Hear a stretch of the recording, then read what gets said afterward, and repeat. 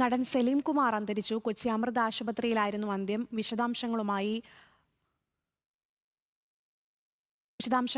സൈഫു ചേരുന്നു. സൈഫു, മലയാള സിനിമയിലെ ഏറ്റവും മുൻനിര നടന്മാരിൽ ഒരാളാണ്. ഒരു ഹാസ്യതാരം എന്നതിലുപരി സ്വഭാവ നടനായും എല്ലാവരും ഏത് കഥാപാത്രവും കൈകാര്യം ചെയ്യുന്നതിൽ ആളുകളെ വിസ്മയിപ്പിച്ച ഒരു നടനാണ് വിടവാങ്ങുന്നത്. എപ്പോഴായിരുന്നു അന്ത്യം?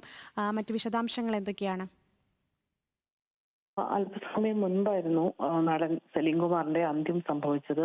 56 വയസ്സായിരുന്നു. ഏറെ വർഷങ്ങളായി അദ്ദേഹം പലവിധ അസുഖങ്ങളുമായി ചികിത്സയിലായിരുന്നു. ആദ്യം കരൾ രോഗമായിരുന്നു, പിന്നീട് അത് കിഡ്നി സംബന്ധമായ അസുഖത്തിലേക്ക് മാറി. ഏറ്റവും ഒടുവിൽ ന്യൂമോണിയയുടെ ഒരു ആദ്യഘട്ടമായിട്ടാണ് അദ്ദേഹം ആശുപത്രിയിൽ പ്രവേശിപ്പിക്കപ്പെട്ടത്. വെന്റിലേറ്ററിൽ ചികിത്സയിലായിരുന്നു. അല്പസമയം മുമ്പാണ് അന്ത്യം സംഭവിച്ചത്. നമുക്കറിയാം, ഏറെ വർഷങ്ങളായി മലയാളികളെ പലവിധ കഥാപാത്രങ്ങളിലൂടെ ചിരിപ്പിച്ച് സന്തോഷിപ്പിച്ച് കരയിപ്പിച്ച ഒരു നടൻ കൂടിയാണ് സലീം കുമാർ. സലീം കുമാറാണ് വിടവാങ്ങുന്നത്. ഹാസ്യ സമ്രാട്ടായ ജഗതിക്ക് പിന്നാലെ അതേപോലെ പല കാര്യങ്ങളും പല കഥാപാത്രങ്ങളെയും തന്മയത്തോടെ അവതരിപ്പിച്ചുകൊണ്ട് മലയാളികളുടെ ശ്രദ്ധയും ഇഷ്ടവും സമ്പാദിച്ച ഒരു നടൻ കൂടിയായിരുന്നു സലീം കുമാർ.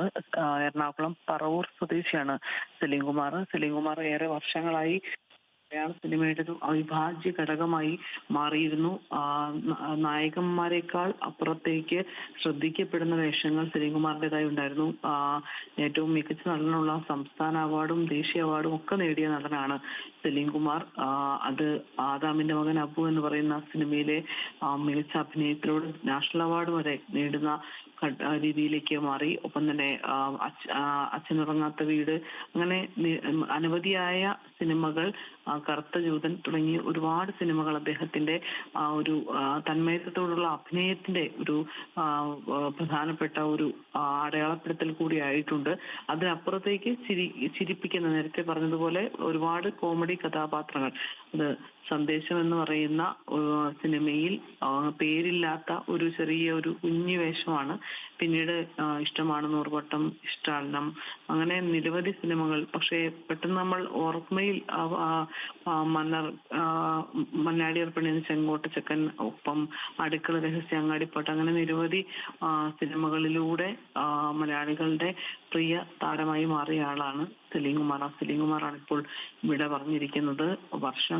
കുറേ വർഷങ്ങളായി മലയാളികൾക്ക് ഏറ്റവും സുപരിചിതനായ മനോഹരമായ ഒരുപാട് കഥാപാത്രങ്ങൾ സമ്മാനിച്ച, ചിരിപ്പിച്ച, ചിന്തിപ്പിച്ച, അങ്ങനെ പലവിധ കഥാപാത്രങ്ങളിലൂടെ ശ്രദ്ധേയനായ ഹാസ്യ സാമ്രാട്ട് തന്നെയായിരുന്നു സലീം കുമാർ. കഴിഞ്ഞ കുറച്ച് വർഷങ്ങളായി അസുഖബാധിതനായിരുന്നു. അതുകൊണ്ട് തന്നെ അദ്ദേഹത്തിന് സിനിമയിൽ സജീവമാകാൻ കഴിഞ്ഞിരുന്നില്ല. ഈ കഴിഞ്ഞ വർഷങ്ങളിലായി ആകെ ഒരു സിനിമയിൽ മാത്രമാണ് അദ്ദേഹം വേഷമിട്ടുന്നത്. ഏറ്റവും ഒടുവിൽ കൂടോത്രം എന്ന് പറയുന്ന സിനിമയിലായിരുന്നു അദ്ദേഹം അഭിനയിച്ചത്.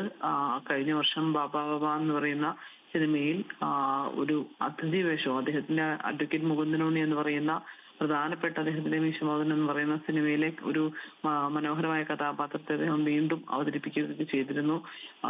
അങ്ങനെ പല നിരവധി സിനിമകളിലൂടെ ശ്രദ്ധേയനായ സലീം കുമാറാണ് ഇപ്പോൾ വിട പറഞ്ഞിരിക്കുന്നത്.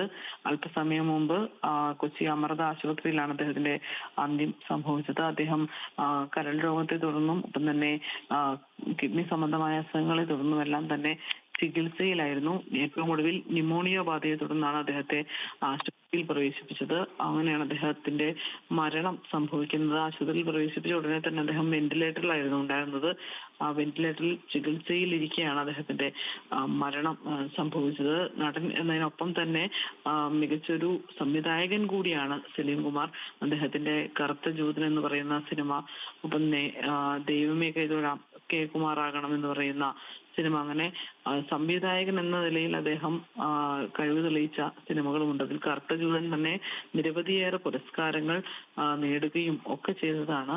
അതിലൂടെ അദ്ദേഹത്തിന് മികച്ച നടനുള്ള സംസ്ഥാന പുരസ്കാരം ഉൾപ്പെടെ 47ാമത് സംസ്ഥാന ചലച്ചിത്ര പുരസ്കാരം ഉൾപ്പെടെ ലഭിക്കുകയും ചെയ്തതാണ്. മികച്ച കഥയ്ക്കുള്ള പുരസ്കാരം അടക്കം നേടുകയും ചെയ്തതാണ്. നമുക്ക് സലീം കുമാറിനെ അങ്ങനെ ഒരു വാക്കിൽ പറഞ്ഞ് ഫലിപ്പിക്കാൻ കഴിയുന്ന ഒരു നടനേ അല്ല സലീം കുമാർ. സിനിമയിലേക്ക് വന്ന കാലം മുതൽ തന്നെ പല കഥാപാത്രങ്ങളും എത്തരം ഒരു മലയാളികളെ ചിരിപ്പിക്കുന്ന അല്ലെങ്കിൽ പ്രേക്ഷകരെ ചിന്തിപ്പിക്കുന്ന രീതിയിലുള്ള എന്ത് കഥാപാത്രമാണെങ്കിലും അതിന്റെ ഒരു പുറമോടി നോക്കാതെ അതിന്റെ ഭംഗി നോക്കാതെ ചിരിപ്പിക്കാനും ചിന്തിപ്പിക്കാനും ഒക്കെ കഴിയുന്ന ഒരു മനോഹരമായ നടൻ കൂടിയായിരുന്നു സലീം കുമാർ. നമുക്ക് ഒരുപാട് സിനിമകൾ ഇപ്പോൾ ഓർമ്മയിൽ വരുന്നുണ്ട്.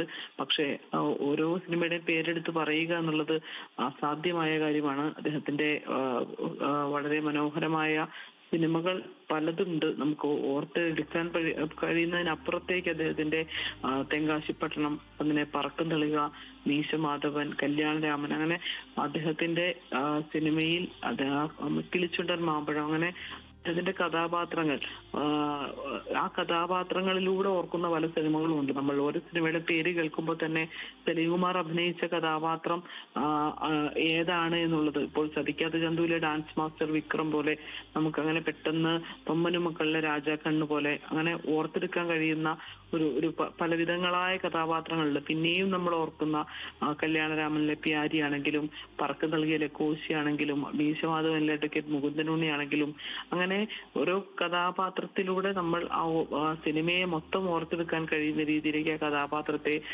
വിജയിപ്പിക്കാൻ കഴിഞ്ഞു എന്നുള്ളതാണ് സലീം കുമാറിന്റെ ഏറ്റവും വലിയ പ്രത്യേകത എന്ന് പറയുന്നത്.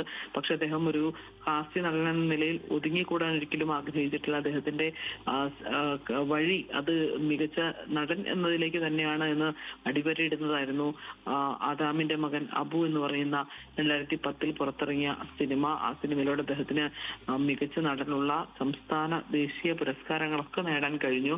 ഒരു ഹാസ്യ നടൻ എന്നതിനുപരി ഇപ്പോൾ എല്ലാവരും സൂചിപ്പിക്കുന്ന പോലെ പല അഭിനേതാക്കളും നമ്മളോട് പറയാറ് പ്രേക്ഷകരെ ചിരിപ്പിക്കാനാണ് ഏറ്റവും ബുദ്ധിമുട്ട്.